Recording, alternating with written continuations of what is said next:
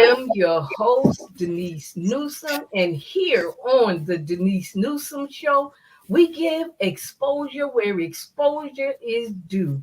Please like, share, comment, subscribe, and give us some warm hearts and likes. This evening, we have a powerful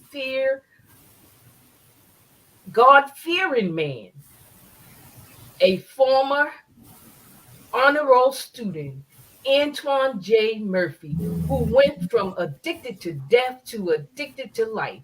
Antoine was facing a 75-year sentence and was just released 6.5 months ago. Antoine, tell us a little bit about you.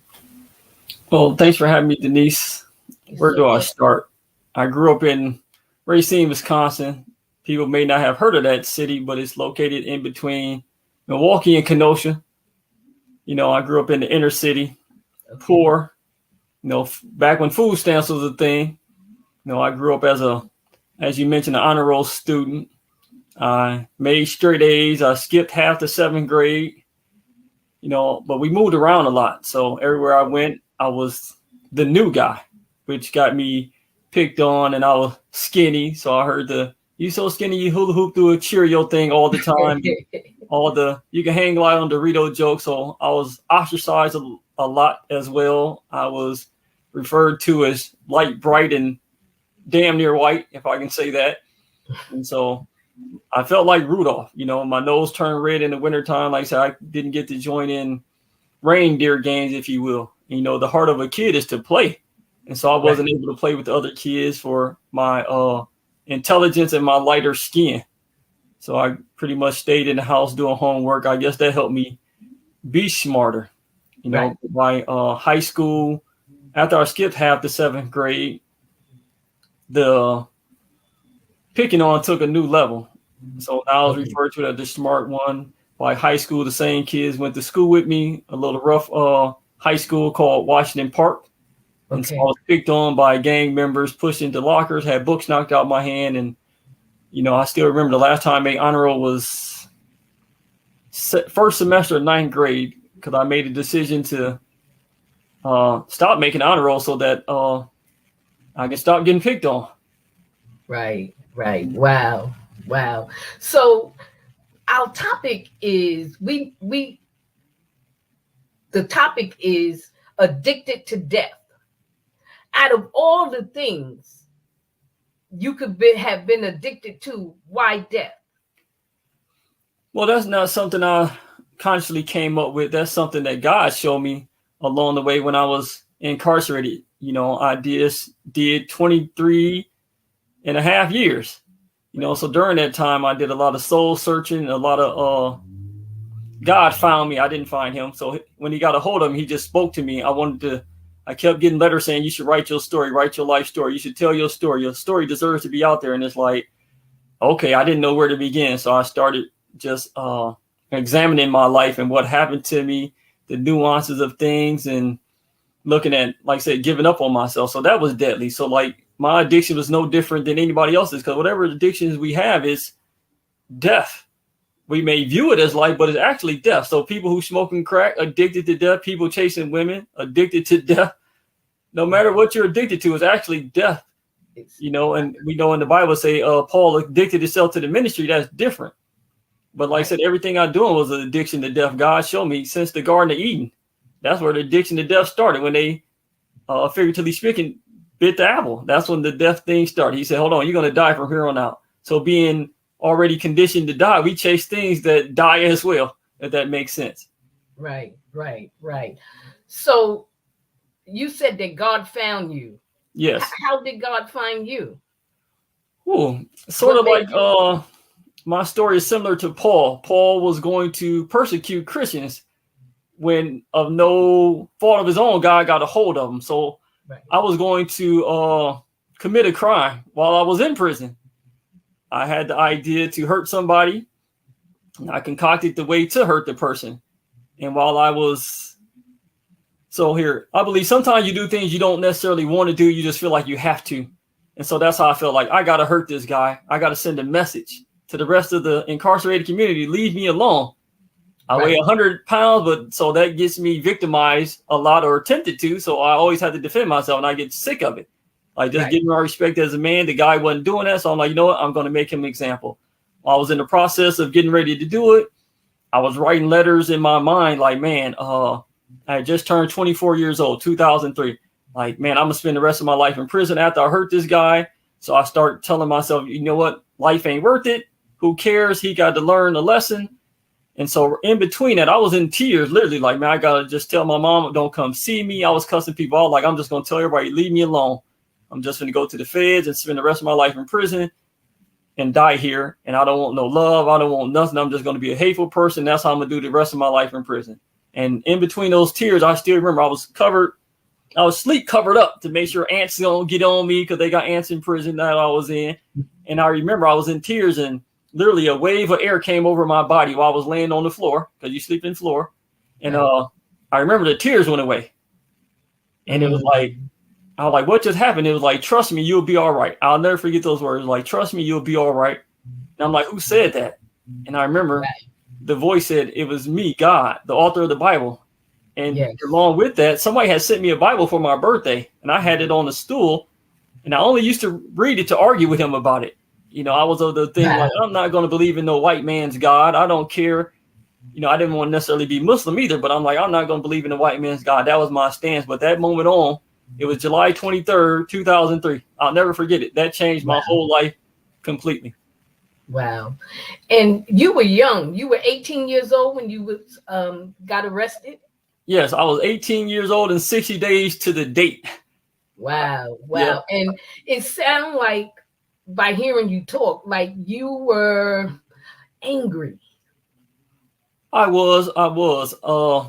I didn't know it. I even had the nickname Animosity. That's how angry I was. Wow.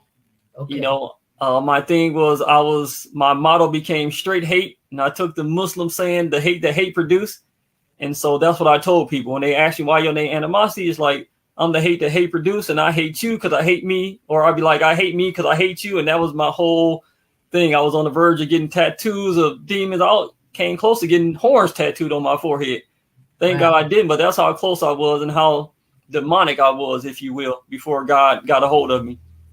Right. Well, I thank God for your life, and I thank God for Jesus that he came into your life, you know, because you was definitely going up that road of death for sure.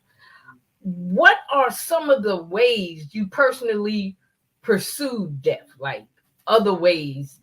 Well, I'll give you the chief primary way that I pursued death was I gave up on myself. So in ninth grade, I made a conscious decision. I wanted to be like a guy named Iron Mike. Like, I grew up in a folks neighborhood. I wanted to be like all the folks. You know, they come to school with the money, the herringbone necklaces. Someone was driving to school in fancy cars with back then they were different rims. Dayton's were the end rims. You know, I wanted to ride slick. I wanted to have all the girls to lust after me.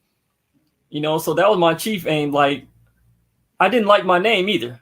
Like, even when I met you, with all due respect, you know, everybody mispronounces my name. I've been called Anthony, Antoine, sometime, but Antonio, Antone, Anthony, Anthony.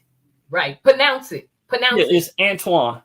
Antoine. Yeah. So even in school, I remember my teacher used to get mad and say my mom couldn't spell and I was stupid. I couldn't spell my own name right because she like, it should be a W in there, you know? And so that was the thing too. Like, because I didn't like my name. So I grew up not liking my name. Another reason was when I was growing up back in the 80s, Antoine is short. Some people call me Twan. I hate that. And the reason being is in the 80s, that was synonymous with homosexuality. It's like, I'm not a homosexual. And so by people calling me Twan, I was offended. So I didn't like the name Antoine at all, especially in Living Color. When they did Men on Film, that was a guy named Antoine. They called him Twan. It's like, I hated that name. People used to mess with me all the time. And so by me even hating my name was death, because I hated my identity, if that makes sense. Because your name is synonymous with your identity, right? Especially in the Bible. So like God showed me again, I kept changing my name because I didn't like my name, which was who I was. Right. You see, so like I never liked me from when I was little. I didn't like me. So that's the primary way that I pursued death along with like I said, I chased women. I would risk my life to go on the other side of town to Be have with sex women. with a girl. And that's just the truth of the matter.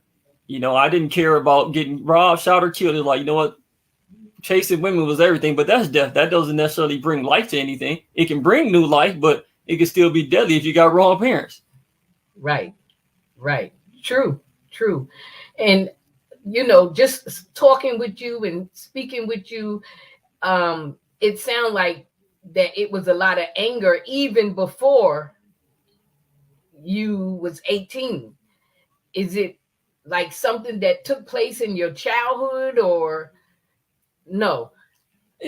I would say it's a cumulative effect. Like I grew up in foster homes. Again, I was ostracized in foster homes. So like here, I've been victimized a lot. I got pushed off a roof when I was like 7. A guy pushed me off a roof for no reason. I was going to jump, but he pushed me off. So that required me to get 13 stitches. Shortly thereafter, I was going to Lincoln Supermarket. I remember I was going to cross the street. I ran across the street. A car let me go. You know how they wave you past? I did that right before I hit the curb. I got hit by a car. So, and like I said, then the community violence that I suffered because of my light skin and my intelligence, and so that was a cumulative effect. It's like over time I got angry. Like, I don't understand why everybody picking on me, why I just can't exist. I was full of love in first grade, but it's like kids, I remember some 5th graders called me over there. Hey man, what's going on? Nothing. Next, they were doing wrestling moves on me. I was a small kid, so they was throwing me around the playground. Right. And it's like, I didn't understand why everybody was messing with me. So in a sense, anger became a defense. So when I was angry, I was able to respond to the victimization. Like, you know what, I'm going to give y'all what y'all give me, because like I said, I didn't understand it. Like that got people to leave me alone. So when I became angry, I got in a fight in 10th grade with a guy. Now I remember they could have jumped me because he was in the gang. It's like they could have jumped me, but they didn't. They let us have it out. And honestly, it felt good to smack somebody. So I, in a sense, won the fight, but that got me accepted into the gang because they like, oh, he's not a punk. But like I said, I was angry because it was a defense in my community to survive. Wow. Growing up, did you feel love when you was in the foster homes or no? Absolutely not. No. Absolutely not. I can tell you that I had, when I was there, like I've been in 2 different foster homes on 2 separate occasions. I'll explain. So I lived with one family twice, and then I lived with a different lady twice.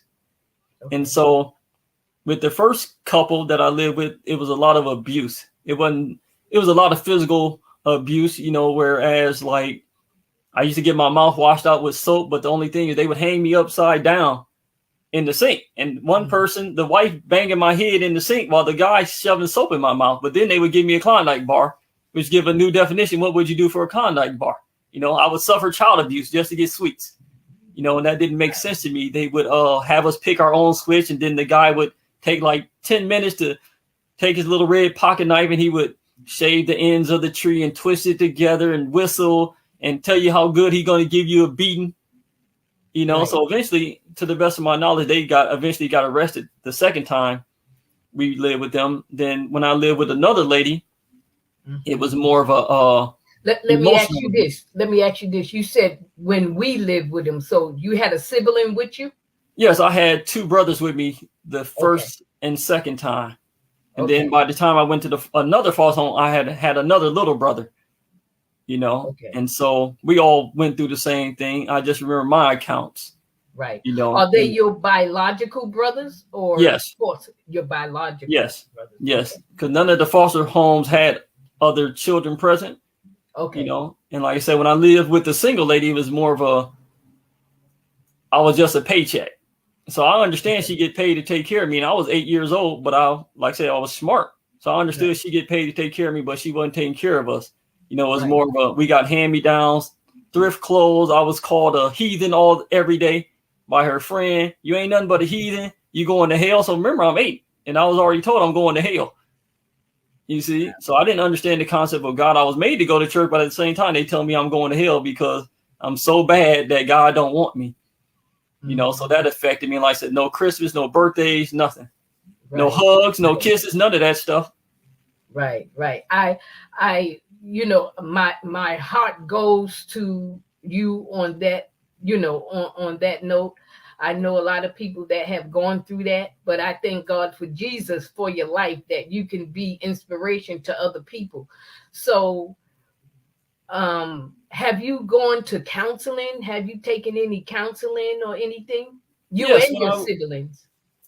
when I was I can't speak for them, but when I was incarcerated, let me see. I think I had did like 7 years. Again, I got a letter from a sibling saying, "Hey man, you should tell your story, because how often does an honor roll student go to prison for 75 years?"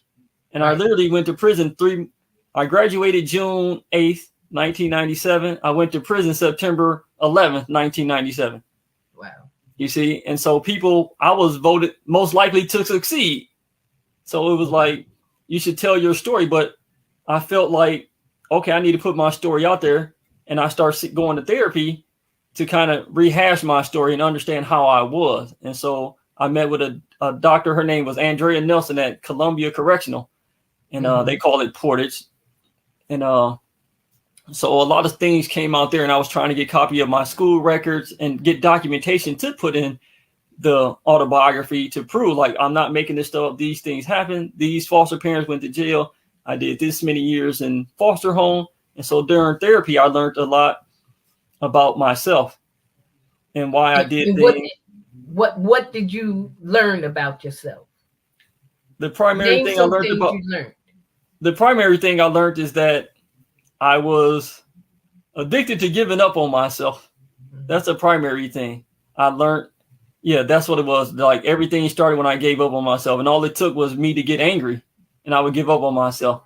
I would give up on my future. I would give up on anything. All I had to do was get mad, and I would give up on myself. I also learned that the things that happen to me don't define me. Exactly. And I also learned that I had to address that. Like, here, I was in prison I shot somebody during a robbery. Okay. And like I tell people, I make mistakes. The only difference between me and them is my mistakes can be Googled. You see? Right. And so I Right. shot somebody, but I had to address that. Like, man, I shot, and he almost died twice. So I had to address the fact and confront the fact that Right. I almost took somebody's life for nothing. Right. And it should be known, I didn't get money out the robbery. Even if I did, I would have had to pay it back. It just, like, it happened like that, and it's like almost had to deal with killing somebody. And so Right. I had to address that fact. Like, the thing was, everybody asked, why did you do it? And it's like, I have no explanation why I did it, except for I tell people, like, I was trying to kill me and he got too close. And that's not an excuse. It's just like, that's the only explanation I have, is that I didn't want to live. And somehow it transitioned to me hurting people, because anybody who wants to live, Dr. Dre said it one time on a record. He's a famous rapper, but he said, nobody gonna go out there and shoot somebody unless they just stupid. And he made music about doing it, but he like, you ain't gonna do it for real. But like, I did it for real, Right. and I had to live with the consequences. Like I said, I did. They gave me 75 years in prison for my actions. Right. But I learned, like, man, what happened to me? I wanted real fast. I wanted to be a doctor. So that's what really I had to address. Like, I wanted to be a doctor when I was little, and somehow I wound up being in prison for damn near taking life when I wanted to help life live. Right. Right. Right. Do you think that so tell us what made you do that 180? What really turned your life around? We talked about you being in prison and the things that took place while you were in prison, but what actually had you, I know God, but change? When I was incarcerated, I came into myself. Like, I came into my manhood. Something that, before I even met God, all right, before he introduced himself, I was uncomfortable in prison. Something inside of me, and like I said, this is pre-God. Something inside me was like, this is uncomfortable. This is not natural. It just didn't speak. I didn't know nothing about spirit, so I just knew, like, I didn't fit in prison. I didn't act like everybody else. I didn't talk like other people. I wasn't cookie cutter. I wasn't excited to be there. I didn't make up things to do to make it better. I did. Within 6 years, I hated prison. I hated life. I just wanted to die, to be honest with you. I wasn't strong enough to commit suicide. That was the only thing. Like, I didn't think I didn't even know how to tie the knot. I'm just being honest. I tried to do it one day. Yeah, I tried to tie the noose one day and I couldn't even do it. Now, like, I suck at everything. You know what I mean? And so it was like,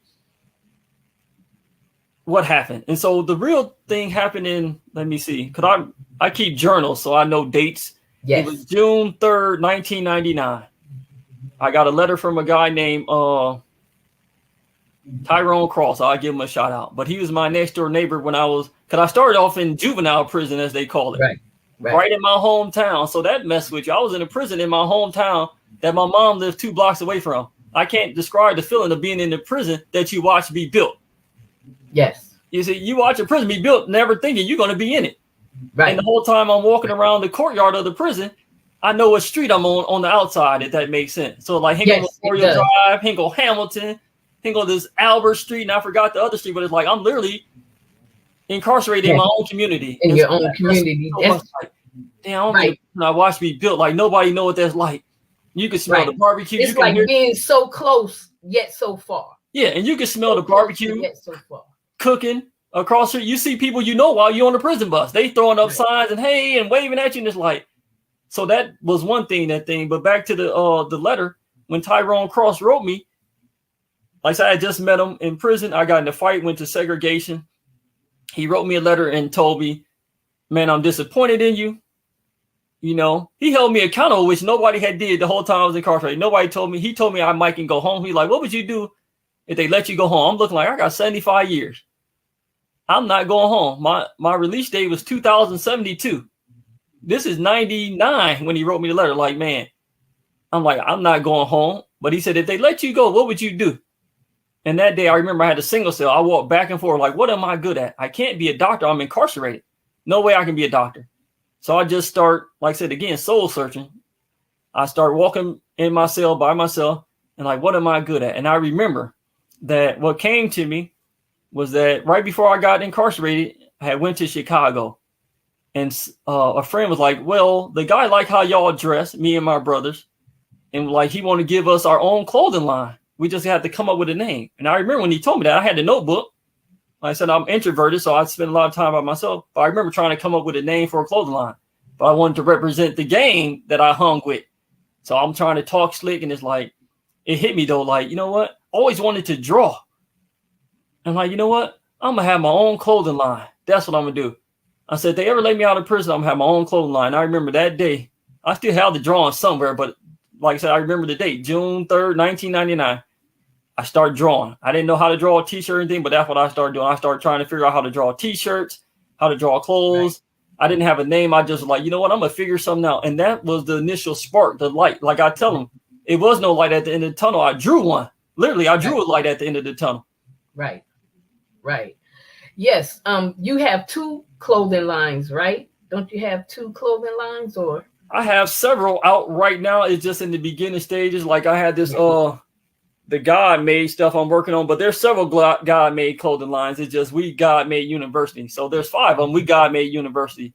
Then I'm working on other ones where I haven't officially given them names yet. And some I'm secretive about because of the trademark and just honest. Right. But I'm currently, I'm making a sweater right now. I got it on my bed. I literally sit in my room and make clothes. And that's part of my abundant life. Right. You know, right. Can I show it to you? You can. Yeah. So right now, because they don't believe I do this by hand either. Ain't got the needle and thread. But this is a sweater I'm working on. It says homesick. Wow. You see, but literally, that's what I thank you. Very nice. So tell us, we're running out of time, but tell us, what do you think of yourself today? You were addicted to death, but now you're addicted to love, to life. So tell us about your addiction to life. Well, my addiction to life is quite amazing. I know who I am. I tell people, like I have a lot of mottos. I know who I am. I know where I'm going. I know how to get there. So right now, like Jesus said in John 10:10, I came that they may have life and life more abundantly. So I have abundant life. So when I was in prison, I was too big for that cell. You see, because Solomon said the heavens and the earth can't contain God and God in me. So eventually I couldn't be contained in that cell. And so when they release me, I have it here, my dream journal. And I showed it to you before, like number 61. It's real small, but it says talk show, guest, or host.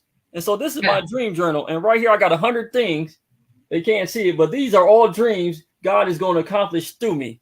And some of them read like sit on a community panel, visit Shriners Hospital, get a bachelor's degree, go to design school, meet certain famous people, volunteer in a soup kitchen, which I do, prison ministry, Lamborghini, go to London. All these things are things God told me are his will for my life, because I don't necessarily name it and claim it. I won't go in detail, but it's like I only claim that which God named to me. That makes sense? So Paul, when he was on the ship, said, I'm not going to die because God told me. So I'm going to have all these things in the journal because God told me. And so there's nothing nobody can do. Now, the devil in hell can stop me. So like I said, that's the life, is that I'm full of it. So now, like, life breeds life. Now I'm breaking generational curses in my family with generational blessings. I'm bringing generational wealth. And I know that we are the voice of the people. I'm a voice for the people and to the people, so that I love who I am now. And so now life, I can feel it rising up right now. You see, like life is just spilling out of me. You see, and even when I get it wrong, I still know that I'm created to live. And so now that's what I'm created to do. I'm created to live. So now I'm gonna live the best life I can. I'm gonna live the life God said I can have. Yes. So I speak life to the life God speaks to me. You see, so that's what it is. What God tell me I can have because he told me I can have it, and he's not a liar that he should lie. That's right. That's right. That's wonderful. That's wonderful. I am so thankful for you. Our time is running out. I want to thank everyone for watching. I know that you were blessed mightily by Antoine's story, his wisdom, the outlook that he have on life today. Antoine, thank you for coming on the show this evening, sharing your story and testimony and your experience in prison and in foster care, being your authentic self. We really appreciate you.